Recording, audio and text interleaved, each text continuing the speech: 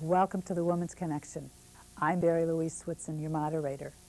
The Woman's Connection is a program about events shaping women's lives and helping one gain authentic power on a personal or professional level. So won't you stay tuned?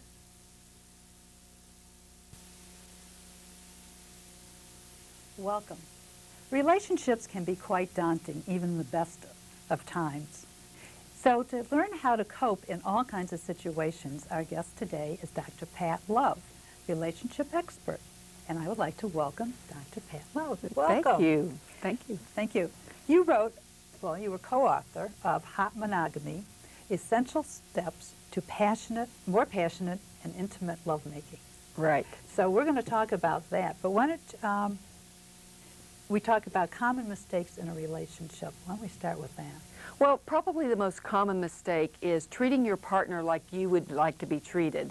Couples tend to show love the way they want to be shown love. Individuals do. But the truth of it is, if you want to be a lover, find out what says I love you to your partner and do that.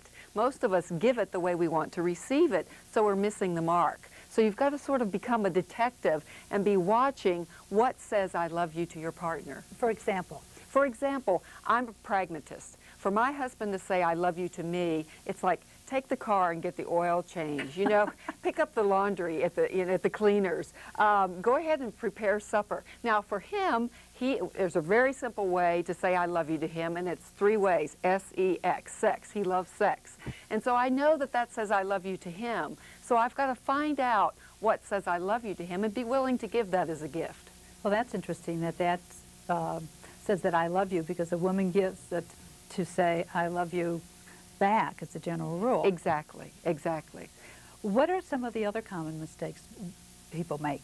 Well, first of all is that we don't update our information. Times are changing, we are changing, relationships are changing, our bodies are changing. And so you have to stay current with your information. I've got what excited me or pleased me or touched my heart 5 years ago may be different today, and the same with my partner. So you've got to update your information.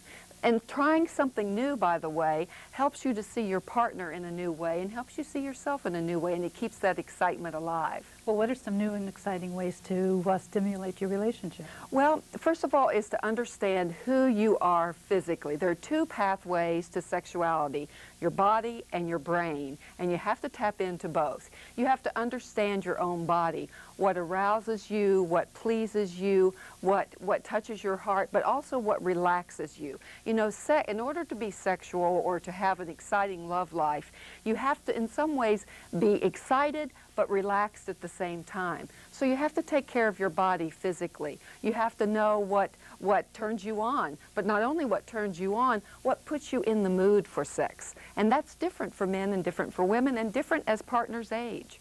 Well, talking about partners aging, everybody's, well, not everybody right at the moment, but the baby boomers are going into menopause, yes. Both men and women. Yes. How do things change for them during this time period? Well, it changes a lot. There's sort of good news and bad news. The good news is you have more time, you know your body, you know your partner, you're more comfortable with your body. The bad news is sometimes your lifestyle catches up with you. This is a time where you don't want to be smoking, you don't want to be drinking to excess, you do want to have healthy habits like drinking a lot of water, taking care of yourself physically, doing some exercise. Also, women, for example, right up before menopause, and, you know, I often say menopause is a snap. It's perimenopause, or the 10 years leading up to it that are difficult. And during those times, there are a lot of hormone changes. You have mood swings, your skin changes texture, and just to be honest with you, there may be problems sexually with dryness, and there are different wonderful products. There's actually a new product. I just became an advisor to the Vagisil Women's Health Board Center. Oh, congratulations. And, thank you, thank you. And there's a wonderful product, for example, that's non-hormonal, it's topical, it's for women, made for women, that just keeps you supple. And this is one of the problems. In fact, there was a recent survey by the center that showed that this is a problem for like 90% of women. And it's not just menopause and perimenopause, it's actually in the younger ages because of birth control pills, antidepressants, antihistamines. A lot of different across-the-counter medications can change your sex life. You know, in fact, about 90% of the problems in a sexual relationship are physical, not just relational. So you don't just look at the relationship. You just don't look at what's going on with us. You look at, what am I eating? What am I drinking? What medications am I taking? How stressful is my life? Am I angry at my partner? All of those are, I mean, is there anything else? Right. It's the stressful times that we live in. But, okay, that's for the women, basically. Yes. Now, what about the men? What are they going through? Well, 40% of men over 40 have erection irregularities, meaning that if you live long enough, you will need a different type of stimulation. That's one of the keys to hot monogamy, is that how do you keep the excitement alive? And the answer is, you do something different. This is often a transition where couples come to me, come to a therapist, come for help, or come to a good book to read because they need a different type of stimulation. All right, let me ask you, if a couple's been married for 50 years, Yes. what kind of a stimulation would be appropriate? I mean, they're at 70 years minimum at that point. I'm so glad you said this, because there was a recent study conjointly sponsored by AARP, and what they showed was if you have a partner, you're having just about as much sex in your 70s as you are in your 20s. So I'm glad you said 70s. And that's a key. How do you keep it alive? First of all, touching. When you and your partner touch, and I'm talking non-sexual touching, the body releases endorphins. Endorphins are those wonderful natural opiates that cause us to relax. Now remember, anything that constricts the blood vessels, any vasoconstrictor, is an anti-erotic element. So if you're angry, if you're stressed, that's why smoking, that's why certain medications. The antithesis of that is important. Massage, taking a bath together, talking together, drinking a cup of tea together, you know, having a candlelight dinner. I mean, the old classics still work, but lots of physical touching is so important. That's why hugs reduce your blood pressure. Oh yes, they really do. You live longer. In fact, that's why married people live longer. It doesn't just seem longer, it really is longer, that if you have a partner, you're going to live longer because of these wonderful natural opiates that are released. And they're actually, they offset the stressors in our bodies. Well, what about a couple that's been married for 7 years? You've all heard of the 7-year itch. Yes.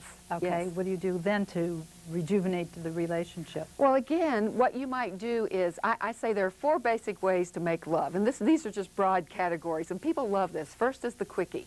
The quickie is just what it says it is. It doesn't take very long. I say this is what walk-in closets are for. You know, when you have company, you go in the walk-in closet, you surprise your partner. The quickie is a good way to balance that desire discrepancy, because it's very normal for one partner to want sex more than the other. The second category is making love, or making it happen. Some people call this married sex. It's what most people do most of the time. Those 2 everybody knows about. But then a third category is romantic love. This takes more time. You set the scene. You make it, you have some talking. Perhaps this is where you sit in front of the candles or the fireplace. And so this takes longer. Now, in most busy lives, you have to make an appointment for this. I know that sounds strange. No, in New York it doesn't sound strange. You have to make an appointment. And I say this is an appointment you never, ever break. You put it in ink, it goes in your day runner, and you keep that. Then the fourth category is adventuresome sex. And this is where you push the envelope a little bit. And I say, if you're going to take a risk, risk in the direction of your partner. If I want to take a risk, I'm going to risk in an area that I pretty much know my husband is going to like. If he's going to risk, he's going to risk in my direction. He's going to clean the garage. He's going to pick up something at the office for me. He's going to save me time. That touches my heart because I'm a pragmatist.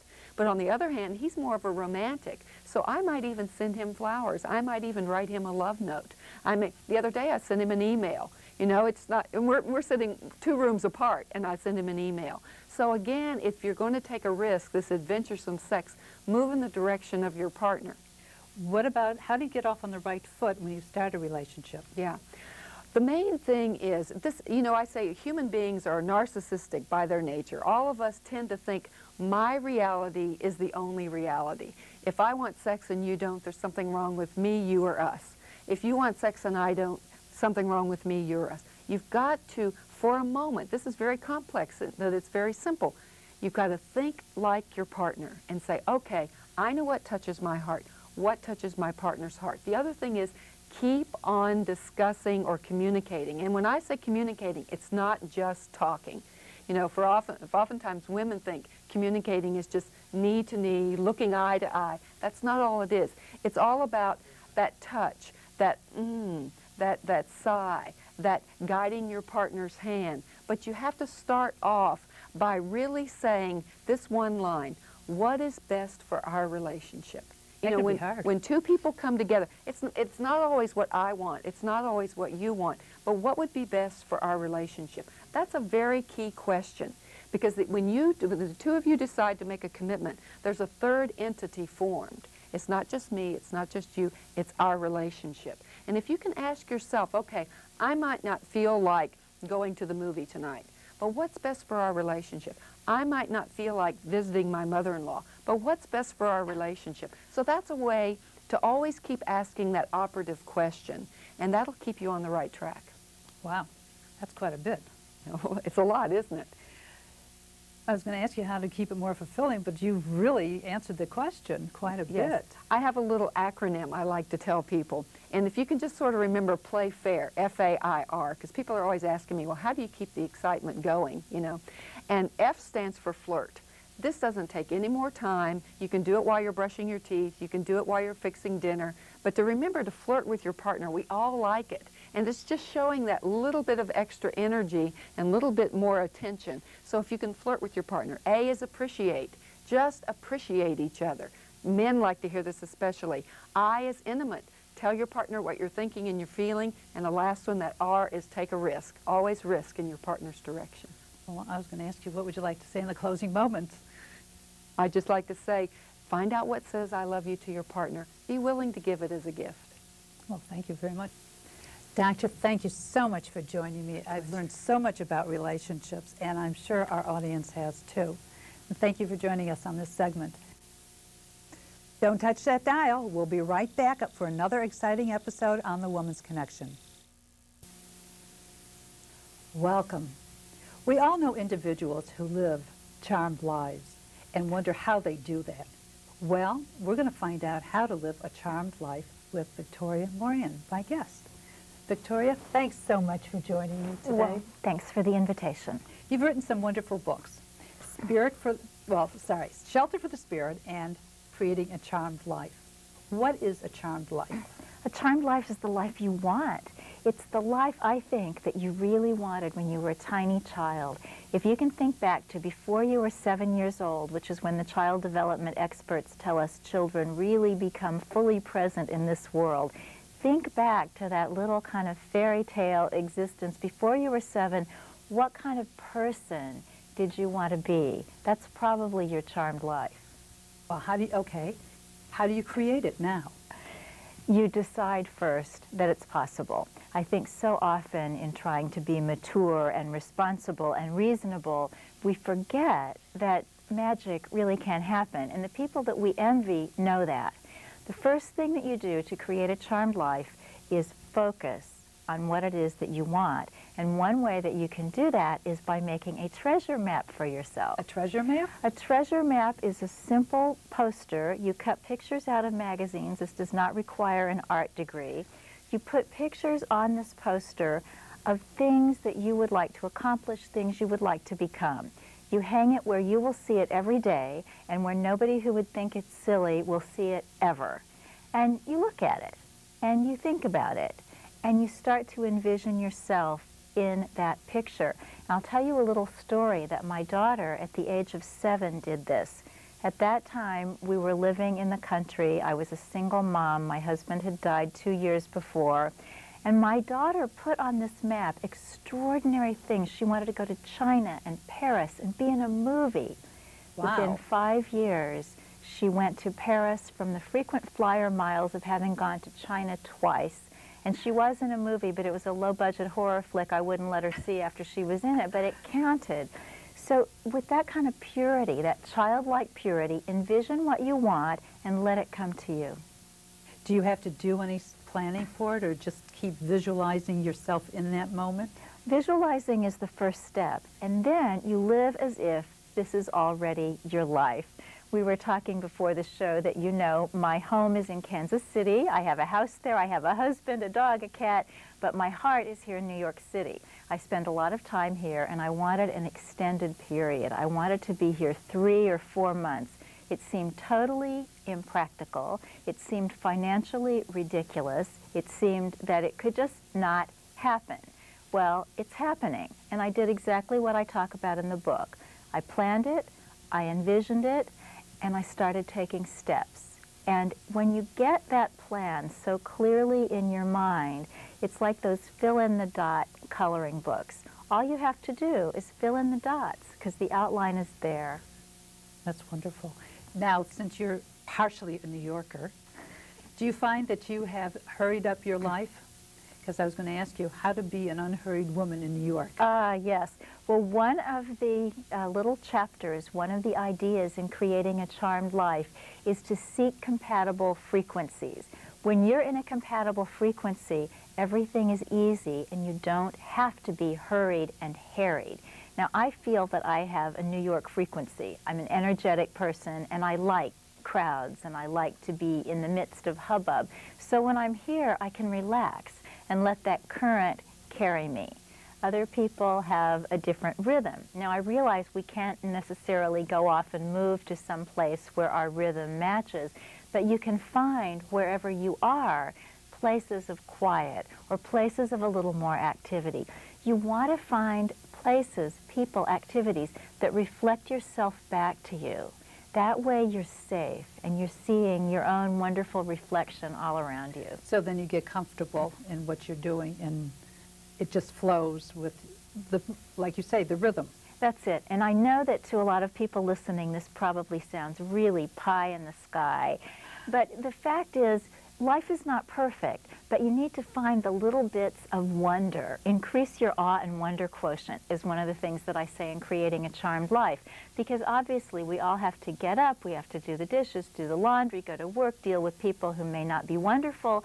But in the midst of that, if you can find some little wonder, you look up at a building that maybe you've walked by every day for 2 years and you notice there are some really amazing gargoyles. That architecture is extraordinary.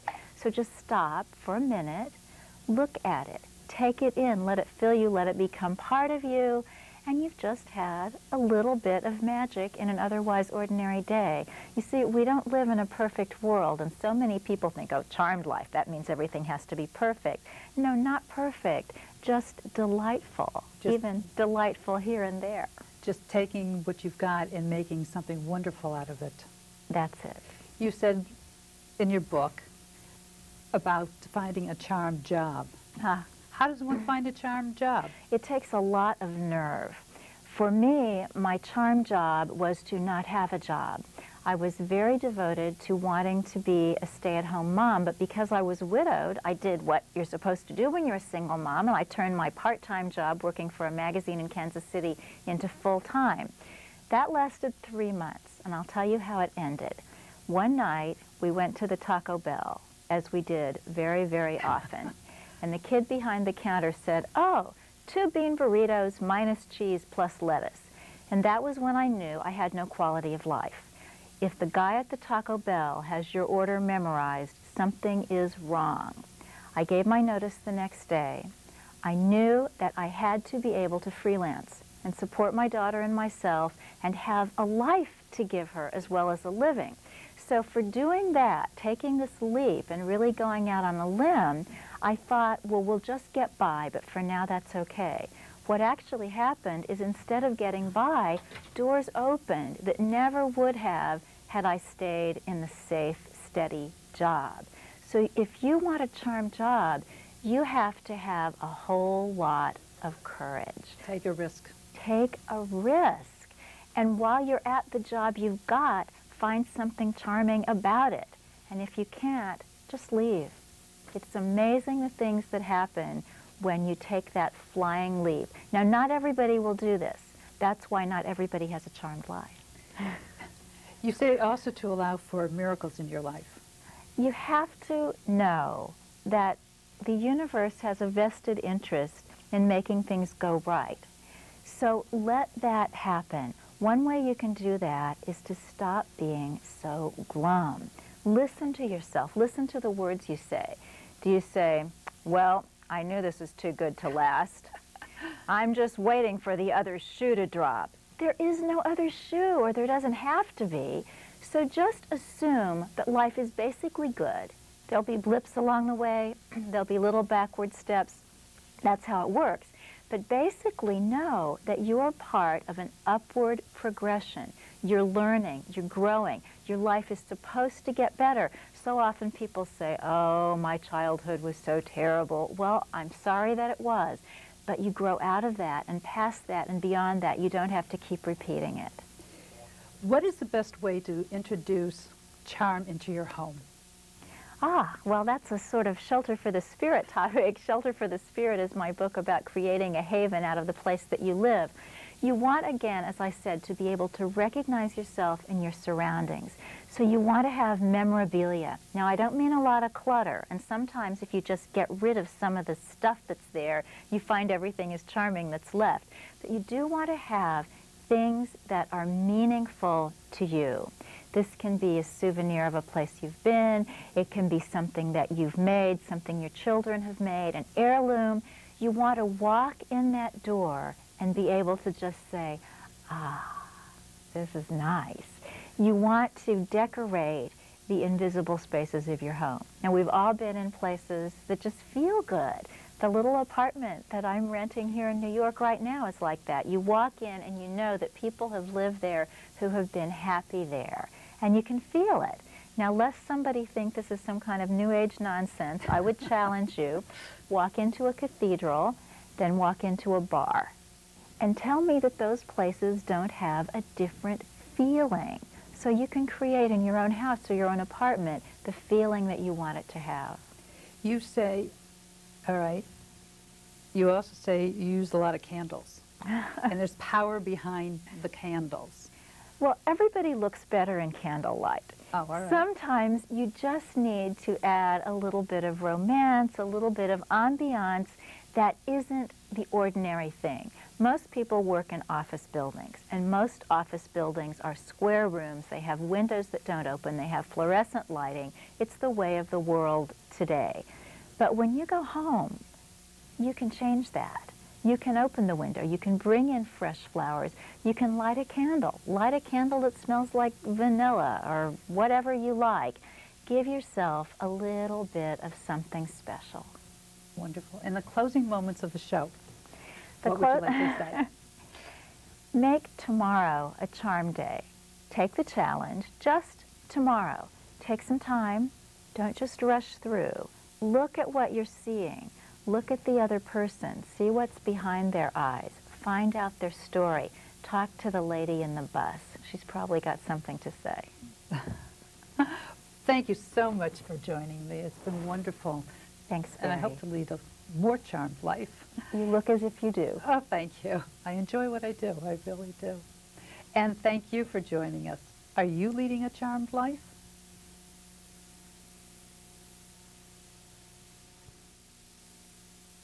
Don't touch that dial. We'll be right back up for another exciting episode on The Woman's Connection. Welcome. Aphrodisiacs come in all different ways and shapes. And one of the ways that we're going to talk about is power that everybody has. It's just acquiring it and believing in it. And I would like to welcome Susan Wilbert Bird. Susan, thank you so much for joining me. Oh, I'm delighted to be here. Thanks for having me. It's my pleasure. You are one of the founders for Women's Future, and you hold an annual event called Main Event. Right. Why don't we talk about what is Main Event? Well, Main Event is bringing to life a dream that I've had, which is to engage 1 million people around the world in a conversation about women in the world of work. And Main Event is actually a conversation that takes place in several hundred locations simultaneously with live audiences who are all interacting with a group of people who are speaking in the television studios, actually in New York City. But then in each of these local areas, whether it's London or Omaha or Sao Paulo, Brazil, they're all in conversation responding to what these people are talking about in New York. It's pretty wild. That's great. How did you come up with this idea? Well, actually, I was involved through an organization I'm in called the Committee of 200, which is a group of women, many of whom run fairly large organizations, business organizations. And we did a lot of what we call outreach, which took pretty powerful women who would be willing to speak for a day at a local business school, for example. And we talked often about how wouldn't it be wonderful if you could be spreading this not to just a couple of hundred people, but to the world at large, because all women now are interested in really how do they enter the world of work or stay there and really achieve positions that are meaningful and have a life that matters. So we decided to spread the word, and using the internet and satellite broadcasting is possible. Okay, so you're going to hold this simultaneously around the world. Now, how can somebody attend one of these events, or how can they tune into one of them? Well, they, first of all, they learn all about it by looking on the web, because there's a lot of stuff about it on the web at womenfuture.com. They register there, in fact, and then there are all sorts of conversations that take place about it, because the audience actually helps shape the agenda. But then they attend in their local area at either a college. We will be in 200 locations on colleges in the United States, plus companies that will have this in their auditoriums, and they'll be in movie theaters and wherever. So you have to look there and find out where to go, and then you go. That is miraculous. How many people do you expect to attend? Probably between 50 and 100,000 this year. It's very hard to say, because we think we'll have many thousands just on the college campuses alone, so it's going to be really interesting to see. Now, great, I forgot my question. That's okay, I'll dream one up for you. What would you like to say to the audience about the event and partaking? Oh, one other thing that's interesting, I don't know the total makeup of your audience, but we found last year, when we did this once before, the very first one, we had mostly women in our audience, because the speakers are, for the most part, women, although we have 3 or 4 very powerful men as well. And we found that the few men who were brave enough to attend were awe-struck by the excitement around these conversations that took place. So we are now inviting men, and most of them, I'm sure, will come because they're invited by a woman. But we find it's a pretty life-changing conversation. Well, it sounds marvelous. And Susan, I want to thank you so much You're for coming. welcome. It's Thanks been very great to much. hear about Main Event and Women Future.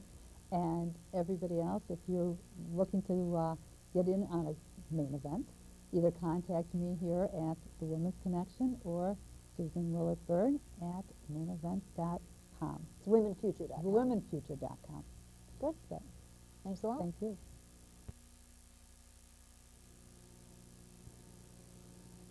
Barry's Wardrobe, provided by Jerry Richards, 530 7th Avenue, New York City, New York.